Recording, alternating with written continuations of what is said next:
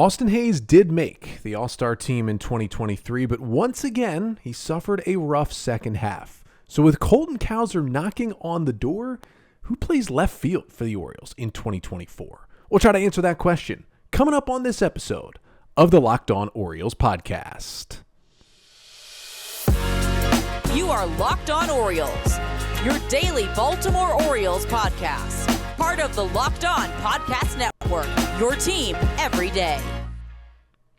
Hey there, Orioles fans. Happy Halloween. Today is Tuesday, October 31st, 2023, and welcome back into the Locked On Orioles podcast, part of the Locked On Podcast Network, your team every day. As always, I'm your host, Connor Newcomb, and coming up on today's episode, we are continuing Orioles 2023 Player Season Review Series, taking a look at a couple of outfielders for the Orioles. First, we'll look at Austin Hays' season, making the All-Star team, having an incredible first half, and then how for the second straight year he tumbled in the second half of the season. Then, we'll take a look at Colton Cowser. Got his first cup of coffee in the big leagues this year, didn't have a lot of success. How can he find that success in 2024? And finally, we look at things like, could the two of them platoon potentially next season? But that's all coming up on this episode of the Locked On Orioles podcast. And joining us for that episode today is Zack Goodman. Zack is one of the co-hosts of the Bat Around, a show over at Pressbox that airs on Saturday mornings, along with his co-host Paul Valley, who I had on the podcast back on Friday, talk about the seasons of Gunnar Henderson and Joey Ortiz, so make sure to go back and check those out. But let's jump right into it. Zack Goodman joins us. We're talking Hays and we're talking Cowser. Yeah, we're going to talk two Orioles outfielders, one of which who was on the playoff roster and one who was not, although both of them saw differing amounts of time with the Orioles this year. That's Austin Hays and Colton Cowser. We'll be talking about their seasons here on today's episode. And we're going to start with Austin Hays because it was another, full season for Hays. It's tough to say he avoided injury because while he wasn't really out for extended periods of time on the injured list or anything, it was another season where it felt like at times he was a little beat up and that might have hurt his play, kind of similar to 2022. But here's where we'll start. I mean, listen, Austin Hays makes his first All-Star game this year. He's a Gold Glove finalist. When you look back on the Austin Hays 2023 season, what do you think will be like the top thing you remember from his campaign this year? Well, I look at the first half of his campaign and obviously making the All-Star game, as you mentioned. I think that's what we're going to remember. The second half, there wasn't, and I say second half, meaning after the All-Star break, there just wasn't the same Austin Hays. And this happens year over year. We look at Austin Hays, and it's every time he somehow plays a full season, it doesn't get injured, as we just kind of touched on. He has a really good one half, and the other half is not so good. So that's what I think we're going to remember. It's another year of Austin Hays kind of maxing out. And I think when I look at the season from Austin Hays, that was the first kind of thing when that came to my mind when I went over the stats and I said, this looks like maxed out Austin Hays. This is kind of what you're going to get from him. He's going to have a good first half or a good second half, but not the other way around. That's just the way it's going to be. So I think I look at it as a good season, but nothing that I think defined him as a starter for a long term on this team. I just don't think that's the case. Yeah, and we'll get into that later as well, kind of what his future looks like. But the season for Austin Hays, I mean, he did play 144 games. That's a relatively healthy season for Austin Hays and almost got to, around 600 plate appearances, but hit 275. That was kind of a high watermark for Hays in terms of batting average in a season. 325 on base, 444 slugging, a 769 OPS, hit 16 homers, which funny enough was the exact same number of homers he hit in 2022 as well. But a 112 WRC plus basically meant all the offensive stats got better this year. His 7% walk rate was the best of his career. Also, the 25% strikeout rate was by far the highest of his career. And he was worth, anywhere between 2 and 3 wins, whether you look at FanGraphs or Baseball Reference. But the thing that you mentioned, kind of how the season splits. And a really easy way to split it is pre-All-Star break, post-All-Star break. And because he was a starter in the All-Star game, it's very easy to split that. But I went ahead and split it on June 20th because June 20th is when his batting average, because, he's not the biggest power hitter in the world. So it's okay to look at batting average for Austin Hays. That is when it peaked at 327 for the season on June 20th. That's almost 3 months into the year and you're hitting 327. That's how good Austin Hays was early in the year. Through June 20th, 327 average, 527 slugging percentage. He had a 146 WRC plus to that point in the season. If you go from June 21st on for Austin Hays this year, he hit 237. He was down 90 points in that second portion of the season. for just an 87 WRC plus. And the funny thing was, like, his walk and strikeout numbers pretty even across the board in both of those, chunks of time. It wasn't like he stopped walking and he just struck out at a way higher clip. But this is what I'll remember from the Austin Hays season. What we saw from him is that when he lifts the ball in the air, he is a very productive hitter. But he hits the ball on the ground way, way, way too often. Through June 20th, 41% ground ball rate. You like to get it maybe lower, but not bad. Rest of the season, 50% ground ball rate. Basically meant half the balls he was putting in play were on the ground. That is not good for a guy who's shown that he hits the ball on the ground too much. He hits into a lot of double plays. Also, the average exit velocity went way down in that second chunk of the season. Yeah. And although like the chase numbers weren't bad, and again, the strikeout numbers really didn't get worse, it was almost like he was swinging at worse pitches to hit that were still in the zone. He was, instead of spitting on, strike one at the knees, he was going after strike one at the knees and grounding the ball to shortstop. And, it's tough because there's not as big a number that shows you, oh, this is like definitely, because even that ground ball discrepancy is not like crazy from one half of the season to the other. No. But the fact that he was so much worse tells me that there was probably a little luck involved, in that first 2.5 months of the season. But also, I think I end the year for Austin Hays, and I want to get your take on this. I'm just like, I don't know how good or bad he should be, but he just frustrates me more than any Oriole when he's bad. I think that's like the Austin Hays story. Well, right. He's a 3 or 4 hitter when he's great. 327, as you mentioned. That's an exceptional number. 579 slugging, as you mentioned. That's an exceptional number. These are things that are going to put him in the middle of the order.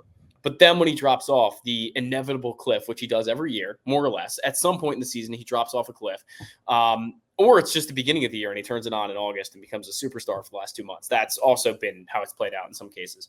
But when he does that, it's just a complete shift. Then he goes to the 7 or 8 hole. He comes up. It's chases all over the place. Doesn't look like he knows what he's doing at the plate, which is another theme for Austin Hays. And Paul and I mention it all the time on the show. There's nothing he doesn't swing at. It's check swings every 5 seconds with Austin Hays. Every pitch, it's like he's offering at it somehow, even if he's not. And that's something that is just horrible for his game. I know that's probably the way he's played his entire life. It's something he probably grew up doing. It's something he did through high school, college, whatever. But he's a guy to me that just can't help himself on anything. And it really hurts his game. You can tell. So when he becomes a 237 hitter who can't even get to a 300 on base percentage, he becomes a guy that you really start to question. Is this first of all, is he even worth a 2.5 WAR? I mean, that's what you mentioned. Baseball Reference has him listed at. A guy who's hitting that after June 21st really isn't worth that to me. And I know that's a cumulative stat, and it obviously takes into account what he did in the first half. But this is a guy who just becomes a completely different player. And you can't look at that 2.6 WAR number and say, this is what Austin Hays is. Because 2.6 WAR isn't bad. On a lot of teams, that's a fine starter.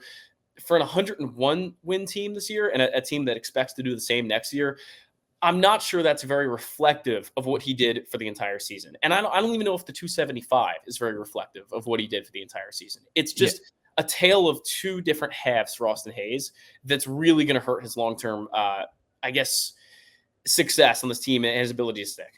Yeah, and I think we got a little bit more of what we saw in 2022, because obviously the first half in 22 was great as well. Now, he didn't make an all-star team because he wasn't as good in the first half, but he was still really good. He was like on the fringes of making the all-star team at some point last year. And to be fair, his second half was also even worse in 22 than it was this year. Like, he was still playable down the stretch this year. He was not playable down the stretch in 22. Like, that's how bad it got. Right. But I'm looking at these numbers, splitting like the June 20th before and after. Like, the chase rate was the same. He wasn't swinging at more pitches out of the strike zone. Interesting. Like the strikeout rate was the same. The walk rate was basically the same. The things that changed were he hit more ground balls, and his average exit velocity was down from almost 92 to like 88 miles per hour. Yeah. So to me, what that tells me is, remember, we heard about Austin Hays at the end of 2022 that was like he was trying to play through this injury. He kept trying to fight through it. He wouldn't go on the injured list. And I don't think there was as severe of an injury this year, but he just plays so hard throughout the season. And he's a great defender, and we'll get to that as well. And he really took a step forward with that this season. But the fact that the ground ball rate goes up and he just doesn't hit the ball as hard, and the rest of his swing decisions seem to be the same, it's almost like this guy just wears out, I think, throughout a season because of how hard he plays. And because there's not as many like underlying, like, oh, he stopped doing this well, and that's why his stats went down. It almost to me looks like he gets tired or injured and he can't lift the ball, hits it on the ground, Yeah. rolls over more pitches, not hitting the ball as hard. And to me, it's like, do you have to go into next year with a plan of let's kind of NBA style load manage Austin Hays a little bit more in the first half of the season? And it's really hard to sit a guy who's hitting 327. Like, I completely get that. You wanted Austin Hays every single day in that lineup in the first half. But you look how bad he's been down the stretch for back-to-back teams in a playoff race for 2 straight years. He hasn't been a factor. If the O's want to keep him around and play him as much as they do, they need him to be a factor down the stretch. And he was not a good hitter in September. He actually had a good August. He had a 20 WRC plus in July. Like, he came out of the All-Star break and was horrendous. Like, it's just, you'd think that break would help him, but he just immediately bad, good in August, bad in September down the stretch. And he was hitting down in the order. I don't know if that's do you think that could help? I mean, he just gets more off days early in the year. You take advantage of more things for Austin Hays, and maybe later in the season, he's more ready to go and looks more like himself. Well, I think that could be a trend for not just Austin Hays, but a number of Orioles, because I think one of the things that Mike Elias and Brandon Hyde and the rest of the staff are going to take away from this playoff run is that they need a little more of that they maybe need to not play Adley Rutschman quite as much as they did, or Gunnar Henderson quite as much as they did, because we saw what happened in the playoffs. They fizzled out. And frankly, that maybe that won't happen next year, but it certainly could be a lesson that you're playing your guys too much at the beginning of the season. And I know fans will go crazy. People will be up in arms about the fact that Adley Rutschman's not catching, 5 days a week and he's not DHing the other 2. I understand that. People will be very upset about that. But if it leads to a more productive October and one that can let you go a lot farther and even get there in the first place, there's no guarantee every year that you're going to get there. It's going to be something that is going to pay dividends down the road. I think they need to at least consider that. So not only for Austin Hays, but for everyone. But Austin Hays, as you're saying, is a perfect case study for that. As a guy who just plays his ass off every day. Like, this guy goes as hard as possible. He lays out for every catch. He's always sprinting every ground ball out. This is the way he plays. And frankly, he hits a lot of ground balls. And like you said, I think that's a really good sign that he's just worn out. And maybe the Orioles can find a way to combat this. 162 games is a really long time to play. As we know, it's just exceptionally long. So guys are going to wear out, and the Orioles are just going to have to find a way to adapt to that. I think that's a really good observation. Yeah, I mean, between the low exit velocities, the ground balls, and he hit like 150 against fastballs in August and September. It's just like, this is a guy who should be hitting fastballs. That to me is another, like, he's too tired to catch up to velocity sometimes at the end of the year. Now, what I will say to kind of finish off the Austin Hays centric part of this is, yes, he did some good things offensively, right? That first half, his chase rate was a career low throughout the season. So, swing percentages, walk rate was highest, chase rate was lowest. That's a good thing for him moving forward. But we also know what happened in the second half. I think the number one positive to come out of the season throughout the year was his defense certainly took a step forward. He was rewarded with that, with being a Gold Glove finalist in left field this year in the American League. Probably won't win the award, but being a finalist is still cool, and also a deserving finalist. Sometimes guys who get on that list aren't really deserving. 6 defensive runs saved in left field was by far the best of his career. Looked like kind of a second center fielder patrolling the big left field out there. We know the cannon for an arm that he has. But I do think that helps Austin Hays in terms of his standing moving forward with this team, because I think you have a better baseline for kind of the floor of the player you have when you have a guy who is that much better defensively this year. Yeah, and it might have been you mentioned it on our show last week, where you said, I think this was you, correct me if I'm wrong, but you said that the Orioles haven't shown that they trust Heston Kjerstad in the outfield.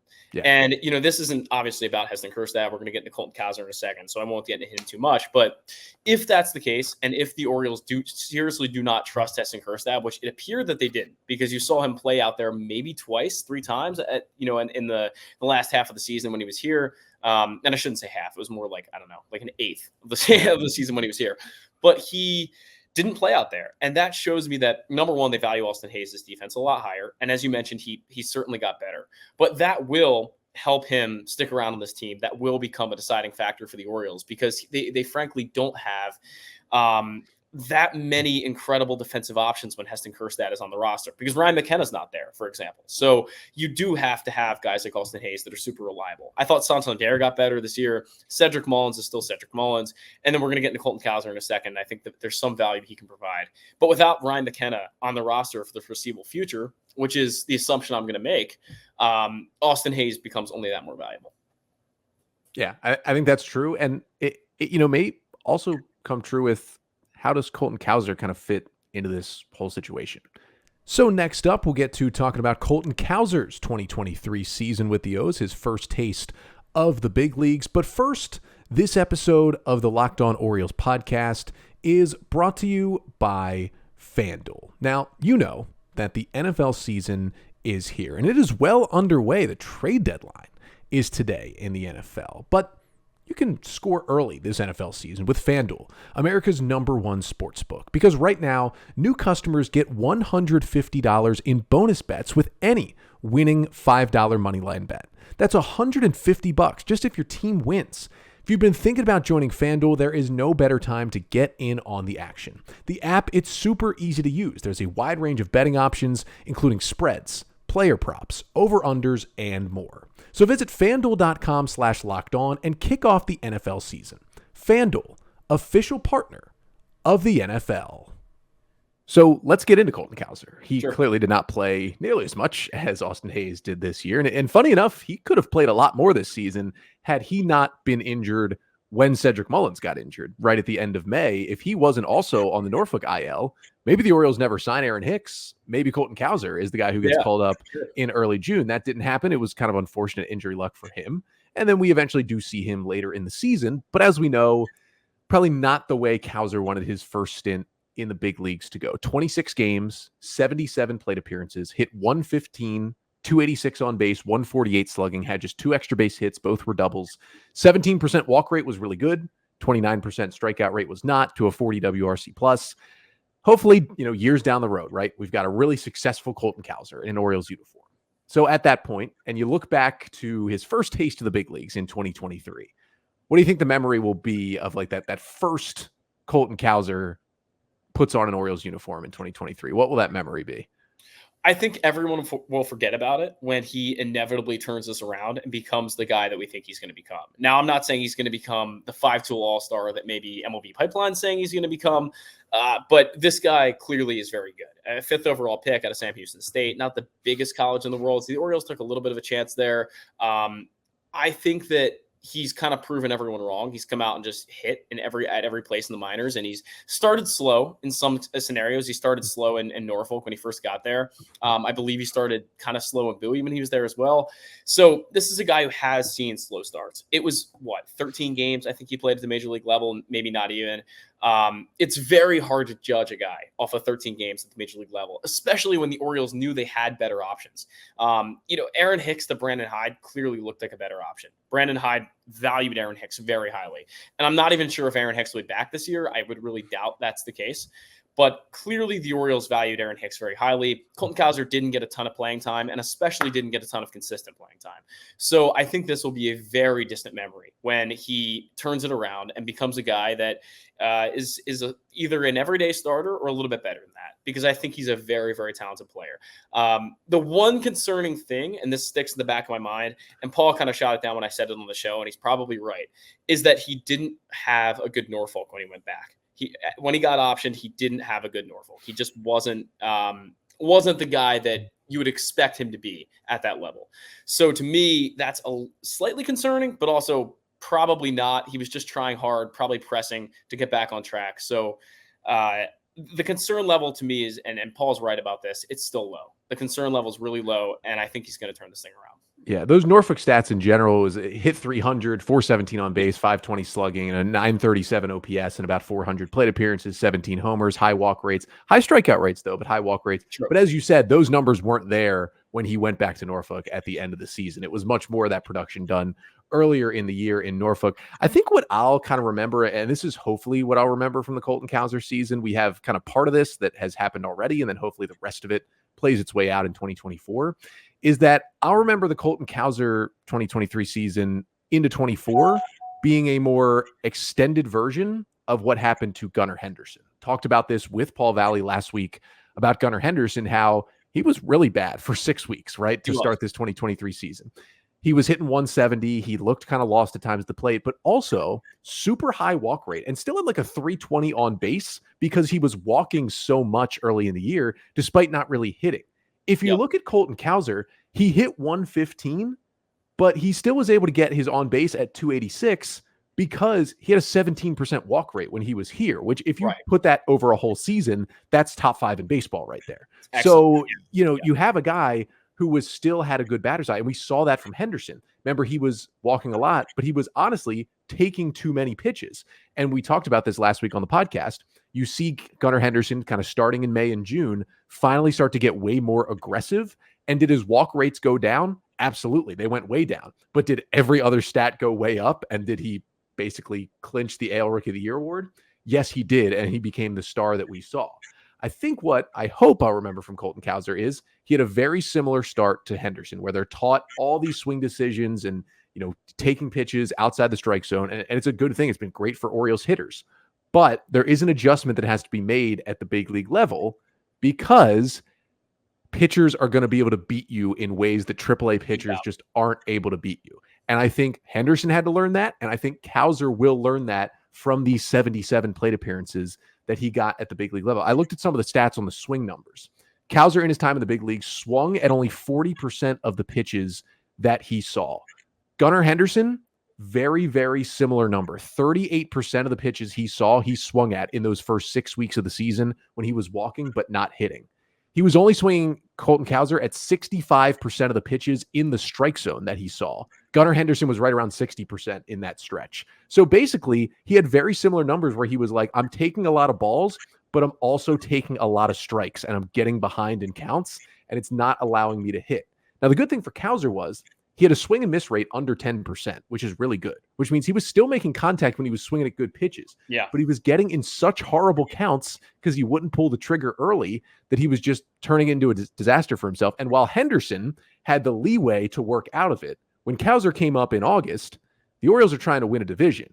He did not have the leeway, especially with Mullins and Hicks starting to come back from the injured list. He just did not have the leeway to work himself out of it. So what I think will happen is he will work himself out of it in 2024. And when we see him start to be a lot more aggressive, we will see the full Colton Cowser like we saw the full Henderson when he finally got aggressive. Yeah, I think that's a really good observation. And Gunnar really faced, as you said, a lot of the similar struggles. So I think those two things are probably way more similar than we'll even give it credit for. And hopefully Colton Cowser will bounce back. He might start slow next year, and maybe the concern bells will go off for some people and people will be worried.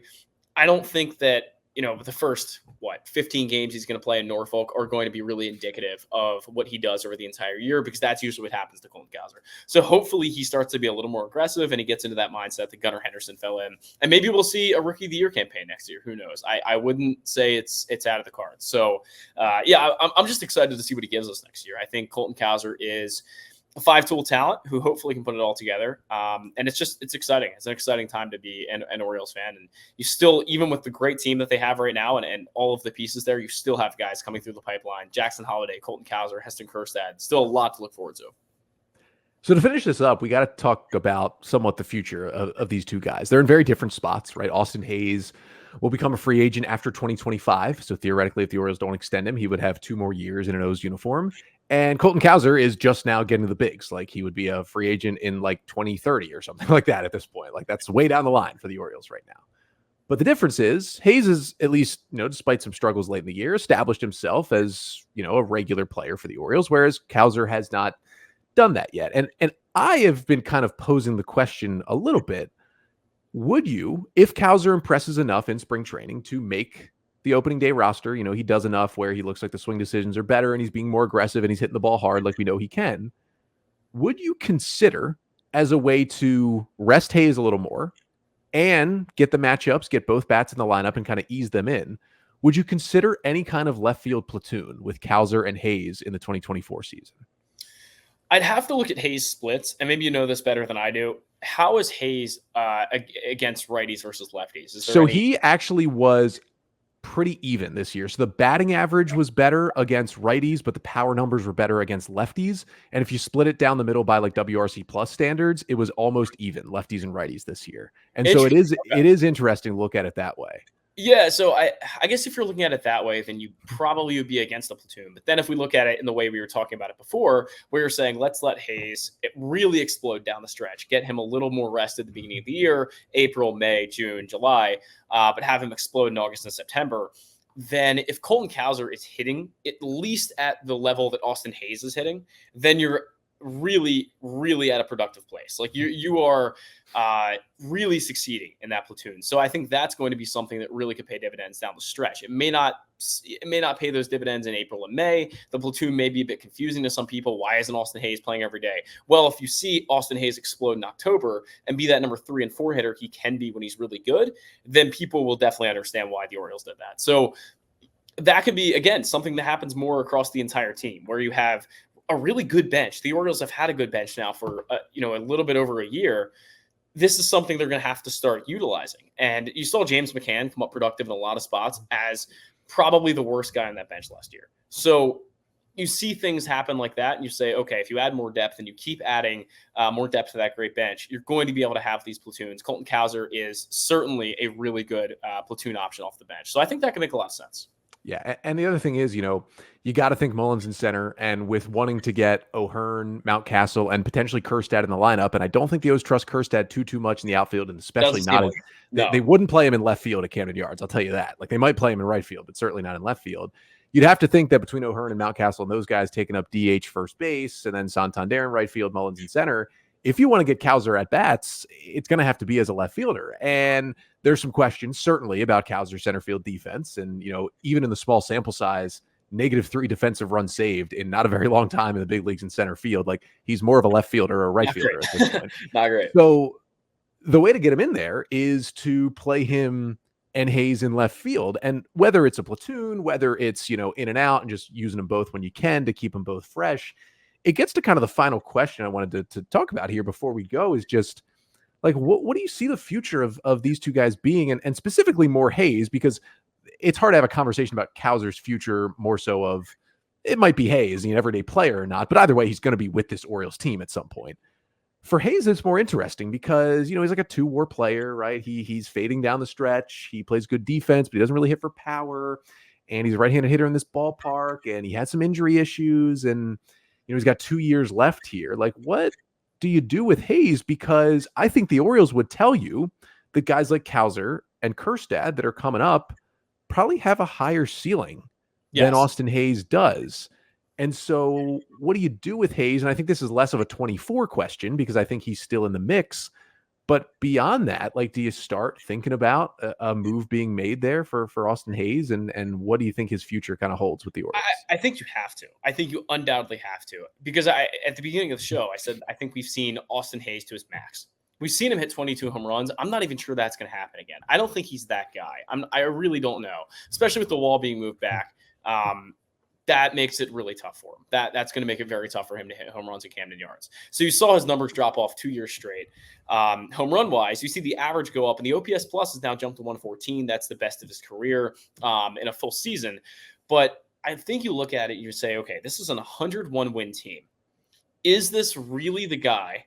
If you look at the full seasons and everything he's been able to do in the time that he's actually played full seasons, is this really the guy you want? Who's super streaky, good for one half of the season, not good for the other half, fizzles out in October. Even if we try a platoon, we don't know if that's going to work.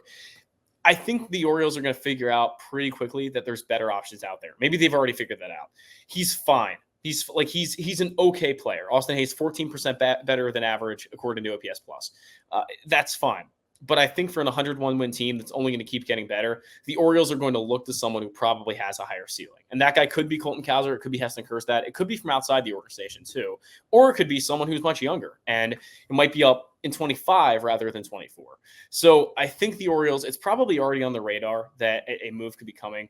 But I think sooner rather than later, they're going to realize that 2.6 WAR isn't really indicative of the guy you're getting, and that you can get someone a lot better for an 101 win team, especially as a corner outfielder, because corner outfielders are expected to hit, to me, above a 325 on base percentage, which we had last year. Yeah, and I think that's fair for a corner guy as well. So to finish it off, a year from now, let's say the Orioles are playing in the World Series, which I think we all would love to happen. Who is a bigger part of the Orioles team /roster/lineup heading into the World Series, Colton Cowser or Austin Hays, if the Orioles are in that position in 2024?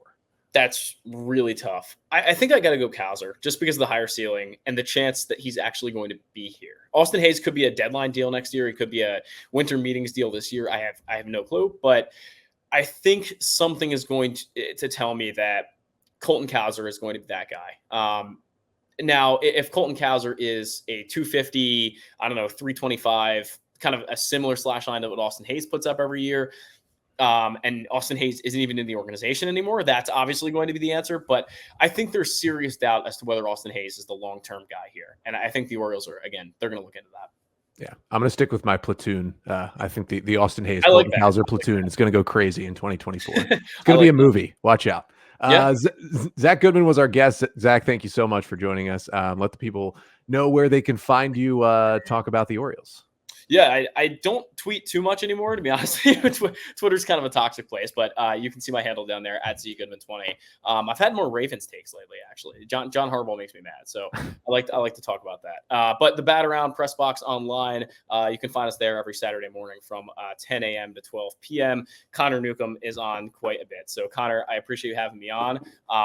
And yeah, looking forward to having you back on the Bat Around at some point soon. So our thanks again to Zack Goodman of the Bat Around over at Pressbox for joining us to talk about the seasons from Austin Hays and Colton Cowser and what their roles could be with the Orioles in 2024. That'll do it for today's episode. We will be back tomorrow continuing these Orioles player review series and getting you any O's news and notes here as we get closer and closer to the offseason officially starting. But until then, I'm Connor Newcomb, and this has been the Locked On Orioles podcast, part of the Locked On Podcast Network. Your team every day.